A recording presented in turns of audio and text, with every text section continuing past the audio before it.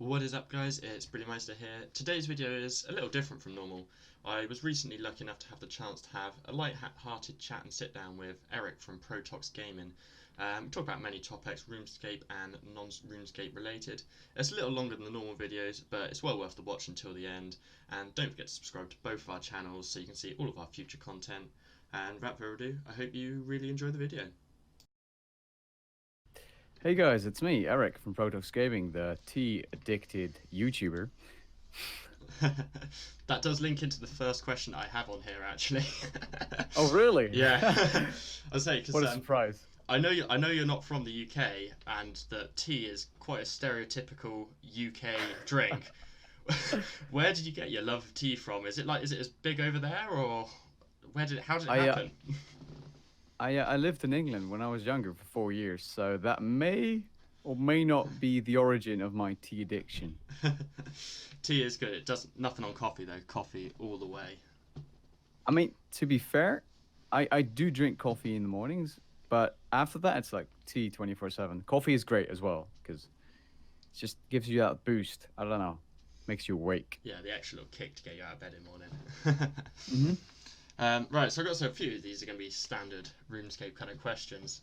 So when did you first sort of start playing RuneScape, and sort of how did you get into it? Was it like friends through school or something that introduced you to it and you all played together? Because I know that's how quite a lot of people got into it a long time ago and stuff. Or I don't know how people get into it now. Like if you start recent or anything.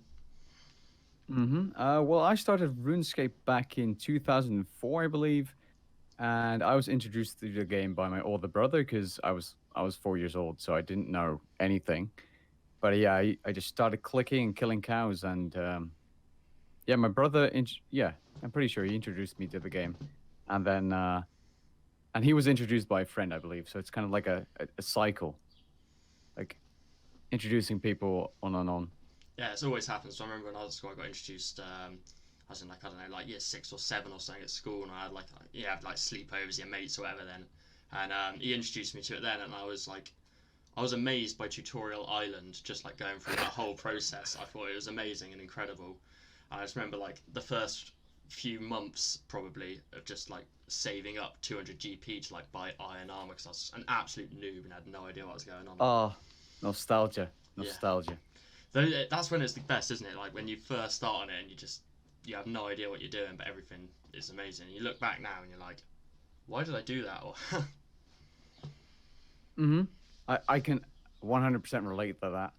You know, being a noob. That was also just being a noob was the best part of RuneScape. Like, yeah, you discover everything for the first time when you do it. I wish I could go back, because even though RuneScape is still fun, you know, you just can't relive that again.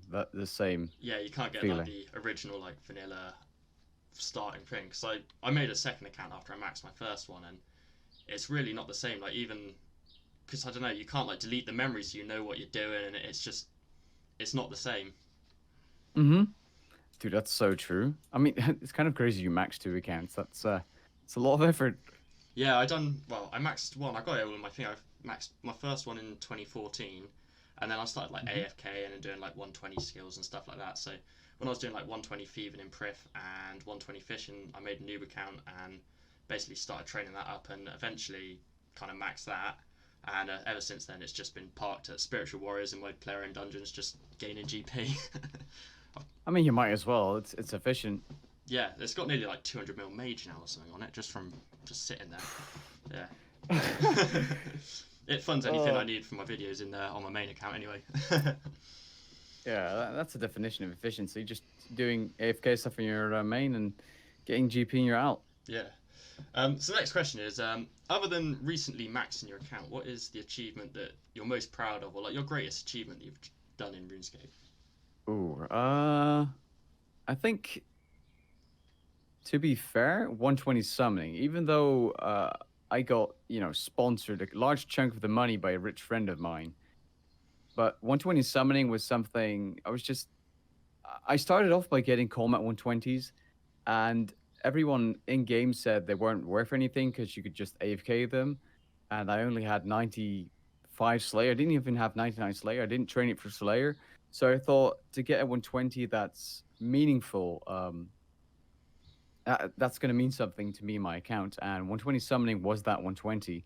It was, even though it's still kind of a combat 120 because I AFK'd the charms and did a bit of slave for the charms. Summoning definitely is my number one achievement after maxing in this game. That's pretty mad. Really. I don't even have 120 summoning. I got all the charms sat in my bank, but it's just a lot of clicking to do it. Yeah, it's a hard one to get. Clicking. Like, oh, it's horrible. I'm just save it and do it on double XP weekends. Yeah, do it on double experience weekend because otherwise, even on double experience weekend, it's suffering, man. Oh yeah, it's horrible. Ain't fun. I done last double XP weekend. I think I was only at like just past 99, like 99 plus whatever XP I got from using scrolls in the last few years.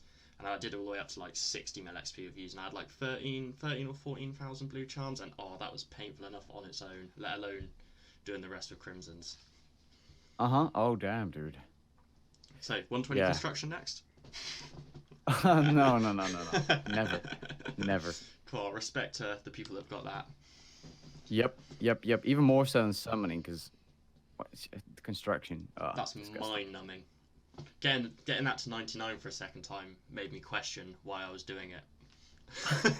Exactly. Yeah. Oh, that's what it does. Yeah.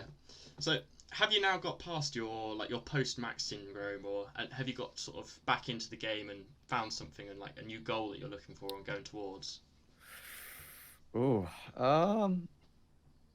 Yes and no. I still actually right now this week I've been feeling a bit bored. I have had occasional fun things when PVMing with friends, but still I don't really have a big goal I really want. Like, I do want another 120 cape, or I do want a tier 92 weapon, so I have to save up money. But I really don't care as much as I cared before for going goals, so I kind of still have that post-max syndrome a bit, and it's been 2 months, I believe, since I've maxed. No, almost 3. That's gone quite quick. I remember seeing your video go up when you first maxed. Doesn't seem that long ago. That's pretty mad. Yeah. Once I maxed, it was you kind of have you don't really know what to do. But I always found that I'd go through like a couple of months of not really knowing what to do, and I'd just like AFK a random thing or do something like that, and then I'd look at it and be like, oh, I got like 40 mil XP in that now, and then that would like suddenly motivate me. Something would like snap and be like, right, I'm getting that one. That's what I'm hitting up next. And PVMing with friends and stuff is always, that's the main part of the game that's enjoyable nowadays. Oh, what you just said there is it's true. It's a few months, so I'm kind of trying to stick in there, and eventually I'll just be like, oh, I want this. Let's go.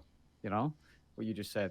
Maybe you just grind a bit, and eventually you're like, wow, I'm close enough to really start going for this, and then you go. Yeah, everything seems so far away to begin with, and then like you're just like chilling AFK and thinking it's so far away, and you're looking like, oh, it's actually not that far away now. I could actually do this. Are you looking at? Are you going to looking at getting more into PVM and trying to do some more of the high level PVM stuff as you go on, or because I think you're fairly similar to me. I mean, I can just about do a Rax, or I can solo next kind of, and I kind of like the mid level PVM. Like the God Wars dungeons too, like Magister, that kind of stuff. I've not done any like Telos or.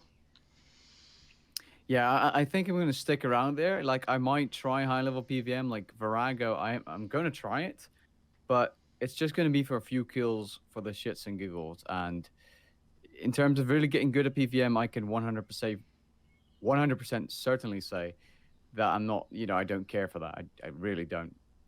Yeah, I mean, I can't imagine, other than probably trying to get through one Telos kill on 0% rage, for like comp cape ever going to do anything like that or Solak. But I really think Jagex have hit the sweet spot with like their mid-level PVM. I think I did a video about it. It's like it's not AFK, it's just engaged enough that gets you like proper interested in doing it. It's good money, and it's actually enjoyable. You have to use a few sort of keybinds and stuff to do it, but you don't have to have like half an inventory of switches and be perfect. I mean, I don't think I could do it. I'll just rage quit. I would rage quit constantly if I just kept dying over and over again doing something like that. Yeah, dude, Switchscape is just not for me. I don't want to. I don't know if that's a thing. If you switch a lot and you smash your buttons, that you can actually harm your fingers in the long run or something.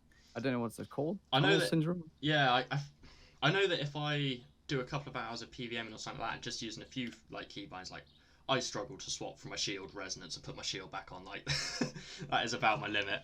But I know that if I do that for a couple of hours or something, doing Magister or anything like that, then my wrist does start aching.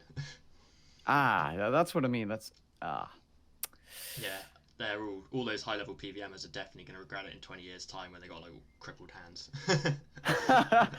yeah. Yeah. Uh, So how did you start being a YouTuber? Like, when did you get into making YouTube videos and creating content for people to watch, and like what motivated you to actually start doing that in the first place? oh, do you mean starting YouTube, or starting RuneScape content? Ooh, I didn't know you did content before RuneScape content. I mean, your typical Minecraft, roller coaster tycoon, and cat videos with your phone. That's how I started out. Everyone starts out saying that. I did, like, I think I've removed them from my channel now because they were so embarrassingly bad. Like, recording myself playing like Call of Duty Modern Warfare 2 with like a webcam that was on my desk recording the screen. Oh, it was bad. It was really bad. Everyone starts that. But your videos now look so polished and like amazingly edited. It's just one of those things over time that gets better, doesn't it?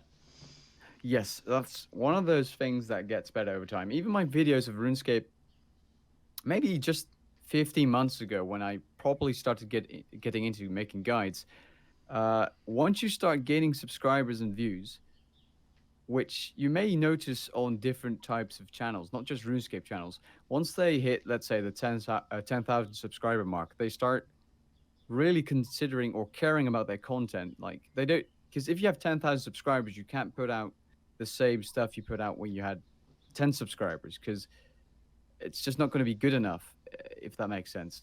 You need to make your videos quality. And I used to make videos in quantity over quality, and I mean, for starting out, that doesn't matter, really. It doesn't. But eventually you need to start making better videos. Yeah, like all the time, like put into slides and the editing really does make the extra difference. Mhm. I mean, I look back at some of my videos from when I did it before compared to even now, and I've only been doing it again for a little while, and I noticed like still, even when I watch them back, subconsciously without even realizing, I say a lot and stuff like that. And but even just like the editing and the slides and all that kind of stuff is improved from when I did it before, and it's something that does get better over time, isn't it? Mm-hmm. Also, uh,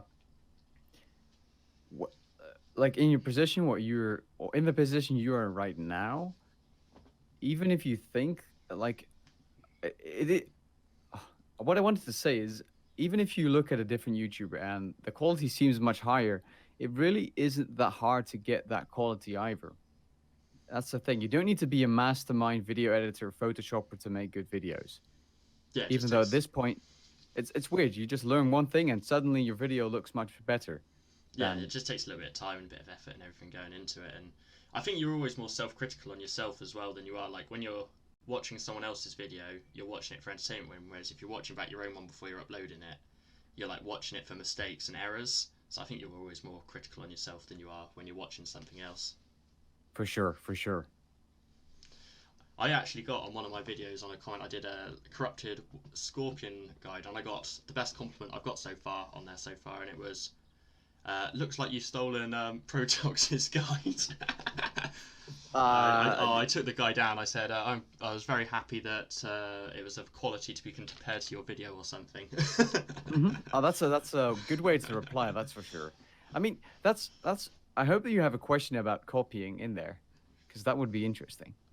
Well, I can ask one now, but it's one of those things, isn't it, where like it's not really copying. Like if you search anything in there for any topic, tech reviews, anything, there is more than one video. It's not like exactly. If someone's made a video, you can't do it again. I mean, I'm sure some videos on your channel will probably overlap with something that like my crew's done or like the RS guy's done. This video, 100%. Because we got beaten to it, is going to do something that the RS guy's done.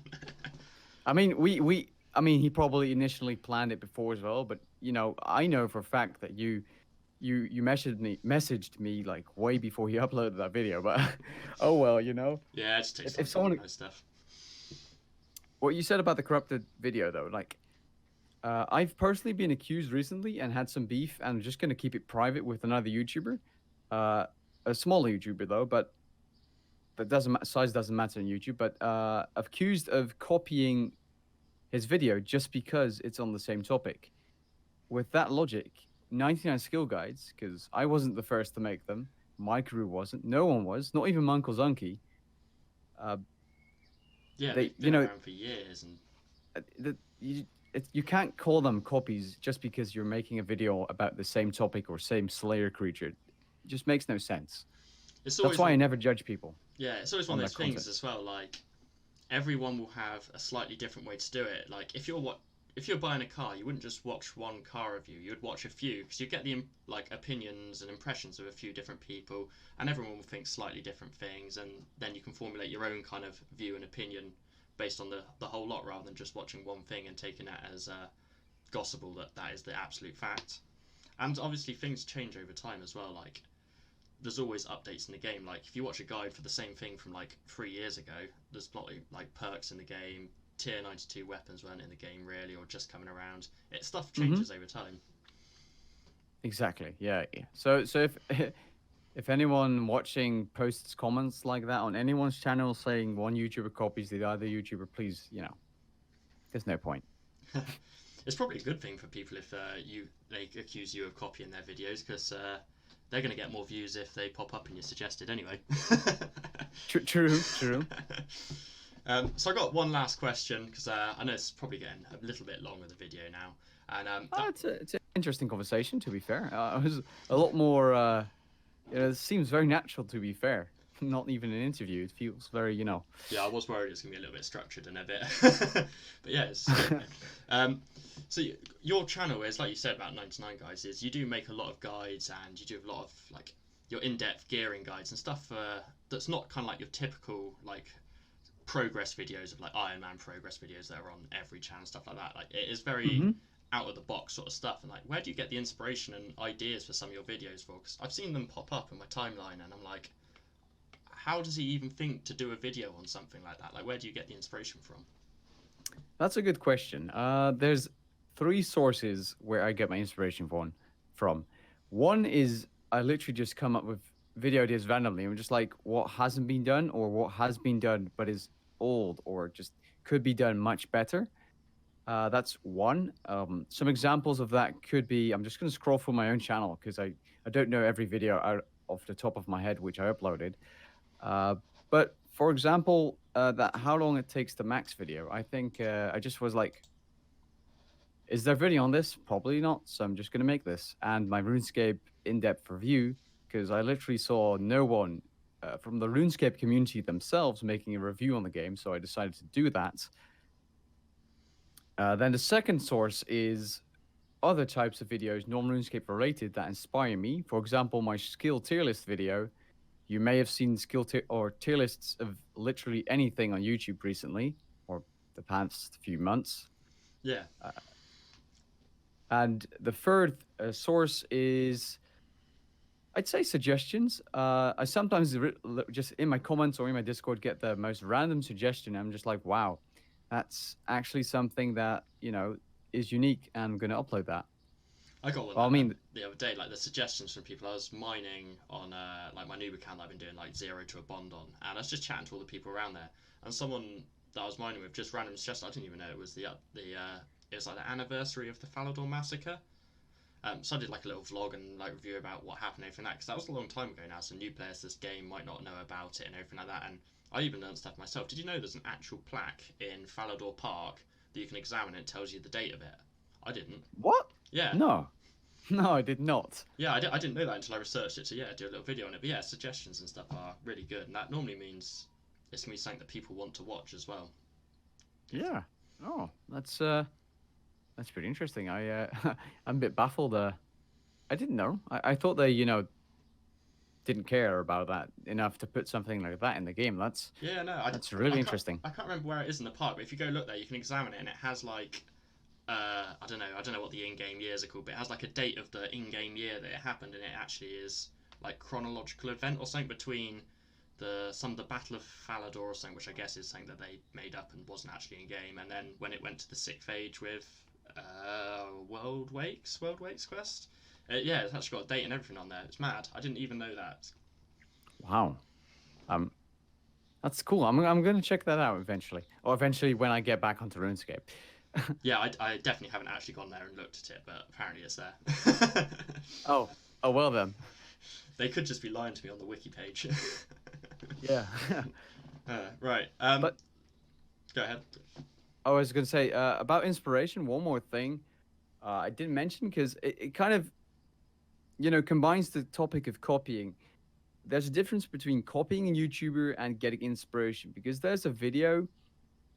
I don't exactly remember which one, but I was, inspired by old school YouTube make or YouTube content creator, and I was like, wow, I can do this for RuneScape 3, but differently because there are different things in this game. I really don't remember what it was, but you could say I take inspiration from some old school YouTubers because they, you know, they they haul in the big viewers, so there's more people watching, and they come up with the unique ideas that no one on RuneScape 3 has done. And then, what's the example? I think it was the bots video, Yeah. which was Sir Pugger, I believe. Is that what it's called? I'm not sure. I don't watch that many old school RuneScapers like that. But what it comes down to, he makes videos on bots, and I was like, let's make a video on bots because so many people are sending me suggestions for botting a location, stuff like, oh, check this out, there's so many bots. So technically, like, inspiration from another YouTuber and a suggestion from a viewer kind of combined into a video idea. But Yeah. Well, I got like your post-max video made me like think about it. I was like, oh, that's actually something I have like experience with and could make a like good and viable video yeah. and make us like a response for it. I asked you permission before I uploaded it just in case I don't want to upset anyone. Yeah, but that was a great, like, that's a great example of inspiration. In fact, that's not even my idea. I even said I got inspiration from another YouTuber that made the video for like 3-4 years ago. I used to watch him, ActiQ, I think. Well, we're all copycats now. Yeah, RuneScape 3 is more like Copyscape 3. We'll have to call that Copyscape. That could be the title for the video. Yeah, that would actually be clicky, I think. Like, yeah, all the clickbait. And then you're gonna get people reading like, "Oh, this is clickbait. You can't do this." Yeah, we'll get some moany comments below. Anyway, I think we're going to wrap it up there because it's gone on for, I think, quite a lot longer than the 15 minutes that I thought it was going to go on for. Did oh? I think we've been going for quite a while now, but it's been a pleasure talking to you. I'm sure everybody will enjoy watching this video. If you haven't seen or subscribed to Protoxx's channel, which is much bigger than me, so I'm sure every one of you watching this video already is, I will link it in the comments section down below. Anything you want to say before we end?